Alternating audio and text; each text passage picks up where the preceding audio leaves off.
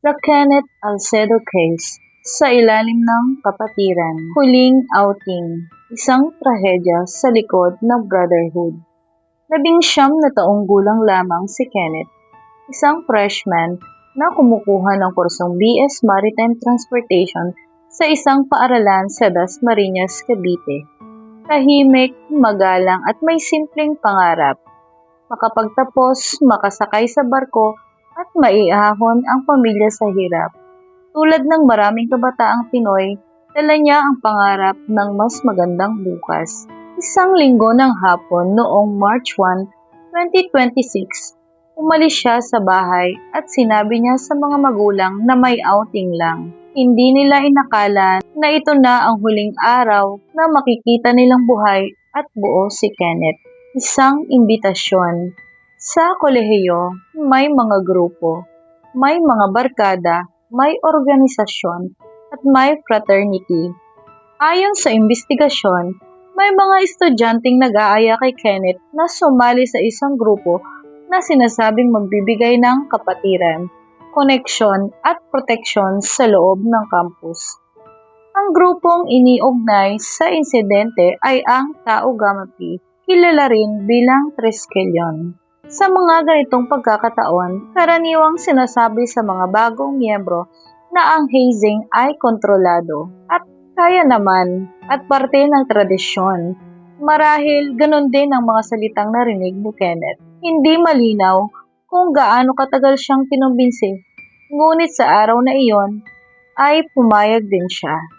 Ayon sa investigasyon ng Philippine National Police or PNP sa Cavite, si Kenneth ay dinala sa isang bukas na lupain sa barangay Langkaan, Dasmariñas City upang sumailalim sa Fraternity Initiation Rite o hazing, isang tradisyon na dapat ay bawal at delikado ayon sa batas. Gabi na at tahimik ang paligid, ilang kabataang lalaki ang naroroon.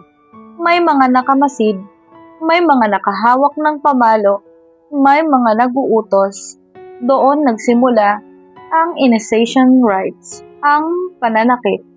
Ayon sa ulat ng pulisya, nagsimula ng paulit-ulit na palo, karaniwan sa hita at sa puwetan, dahil sinasabing mas kaya raw ng katawan ang tama roon.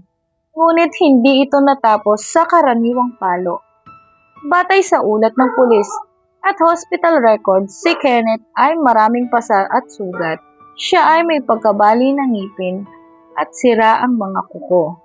Mga palatandaan na ang biktima ay tumamo ng malupit na pisikal na pag-atake. Ang pinakamasakit at nakakalungkot, nilagyan ng sili at chili seeds ang kanyang maselang bahagi ng katawan. Isang karumal-dumal at malupit na paraan ng pagpapahirap. Ang mga ganitong pangyayari ay hindi normal o tradisyonal na pagsubok. Ito ay malinaw na matinding pananakit at posibleng sadyang torture na bawal at kriminal ayon sa batas ng Pilipinas. Base sa hospital findings, maraming pasa sa iba't ibang bahagi ng katawan, nabali ang ilang ngipin, may pinsala sa mga kuko, matinding trauma sa maselang bahagi ng katawan, at ayon sa ulat, nilagyan pa ng sili ang pribadong bahagi niya. Ang mga sandaling iyon ay hindi na simpleng initiation, isa na itong malupit na pagpapahirap. Habang tumatagal ang hazing, humihina si Kenneth. Ang dating nakatayo at pilit na nagtitiis, nagsimulang bumagsak. May mga nagsabing itigil na. May mga nagsasabing kaya pa. May mga takot, may mga natatakot na, may mga natatakot ng maparusahan kung hindi susunod sa ritual, hanggang sa tuluyan siyang mawalan ng malay. Ang pagpapanik. Doon nagsimula ang takot.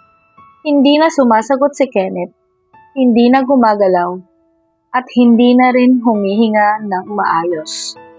Sa halip na agad tumawag ng otoridad, nagkaroon muna umano ng pag-uusap kung ano ang gagawin, paano ito ipapaliwanag, ano ang mga sasabihin. 3 lalaki ang nagdala kay Kenneth sa General Trias Medical Center Hospital sa isang kulay asong Mitsubishi Mirage. Pagdating doon sa simula, Sinabing ito ay na-hit and run accident, isang maling kwento upang itago ang tunay na ginawa. Ngunit iba ang sinasabi ng kanyang katawan, ang huling pagsubok na mabuhay. Sa emergency room, agad siyang sinuri. Wala siyang malay, mahina ang pulso, malubha ang mga pasa. Sinubukan siyang i-revive. CPR, oxygen, emergency procedure. Ilang minuto ang lumipas, ngunit hindi na bumalik ang tibok ng kanyang puso. Idineklarang dead on arrival. Isang pangarap ang natapos. Isang pamilya ang gumuho. Ang pagsabog ng katotohanan. Hindi nagtagal, napansin ng mga medical staff ang pattern at mga sugat. Hindi ito mukhang aksidente. Naipaalam sa pulisya ang insidente. Nagsimula ang investigasyon ng Philippine National Police. Unti-unting lumalabas ang katotohanan. Hindi ito hit and run. Isa itong hazing. Ayon sa ulat, may mahigit 21 katao ang iniimbestagahan. Ilan sa kanila ang direktang lumahok sa pananakit. Ang iba ay naroon, ngunit hindi umano pumigil. Isang 23 years old na graduating sa maritime student ang sumuko sa otoridad. Inamin umano niya ang bahagi niya sa grupo at kasama siya sa paghatid sa biktima sa ospital. Ang iba ay hinahanap at sasampahan ng kaso, batas at posibleng parusa. Sa ilalim ng Anti-Hazing Law ng Pilipinas, Republic Act No. 11053, ang ganitong uri ng hazing na nagresulta ng kamatayan o malubhang pinsala ay itinuturing na non-bailable offense at maaaring parusahan ng reklusyong perpetua o 20 hanggang 40 years na pagkakulong pati na rin sa mataas na multa. Non-bailable kapag may namatay, hindi lamang ang direkta sa ilalim ng Republic Act No. 11053 o Anti-Hazing Act, ipinagbabawal ang hazing na nagdudulot ng matinding pinsala o kamatayan. Hindi lamang ang nanakit ang mananagot, pati ang mga opisyal ng fraternity at mga naruroon ngunit hindi pumigil. Ang pamilya ni Kenneth ay labis na nagdadalamhati at nananawagan ng hustisya. Ang kanyang ama ay nagsabi na iniwan ang anak na may panganib sa buhay at hindi na nila nakita pang buhay na umuusbong ang kanyang mga pangarap. Marami ring netizen at estudyante ang nag-ungkat ng galit at lungkot dahil patuloy pa ring nangyayari ang hazing kahit bawal ito sa batas at marami na ang nasawi sa ganitong klase ng brotherhood. Sa burol, tahimik ang paligid. Ang ina, hindi makapaniwala. Ang ama, puno ng galit at dalamhati. Mga kapatid na naguguluhan. Outing lang, ang sabi niya. Hindi nila alam na iyon na ang huling paalam. Isang tanong para sa lahat. Ilang buhay pa ba ang kailangang mawala bago tuluyang maglaho ang kulturang ito? Ang salitang brotherhood ay dapat tungkol sa proteksyon, hindi pananakit. Ang pagiging miyembro ay hindi dapat sinusukat sa dami ng pasa sa katawan.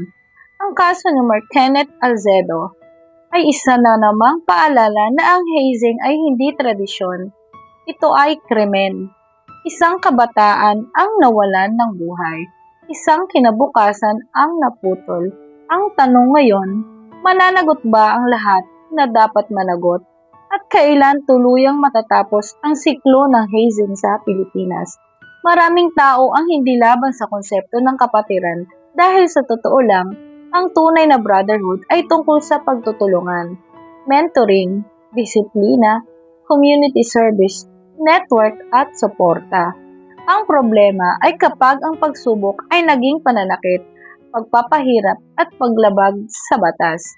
Sa kaso ni Kenneth Alcedo, hindi ang idea ng kapatiran ang naging sentro ng isyu, kundi ang hazing na humantong sa kamatayan at sa ilalim ng Republic Act 11053, malinaw na ipinagbabawal ang anumang ionization na may pisikal o psikolohiya na pananakit. May mga fraternity at organisasyon ngayon na wala ng hazing. May academic at leadership training at community outreach at sumusunod sa legal process ng school at LGU. Ang pagiging against sa hazing ay hindi pagiging against sa kapatiran.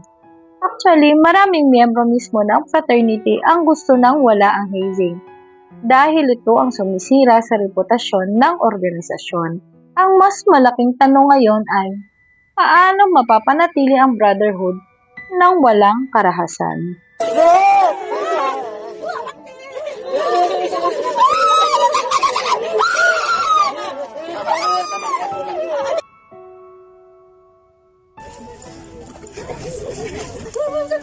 Wala naman kami ginawa sa inyo.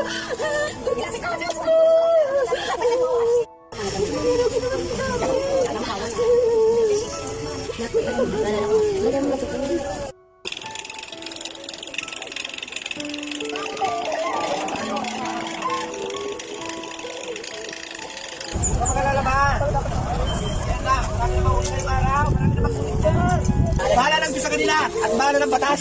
Magbuka sila lahat.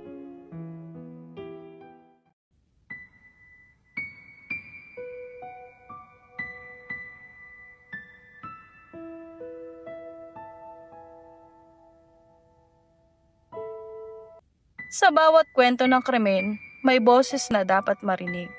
Ang katotohanan ay hindi dapat itinatago. At hanggat may katotohanan kailangang ihayag, ang hustisya ay hindi dapat ipinagkakait. Ito ang Kakrimen Diaries PH, kung saan ang krimen ay sinusuri at ang katotohanan ay inuulat. Hanggang sa muli, adios mga Kakrimen Diaries PH. Thank you for watching. God bless.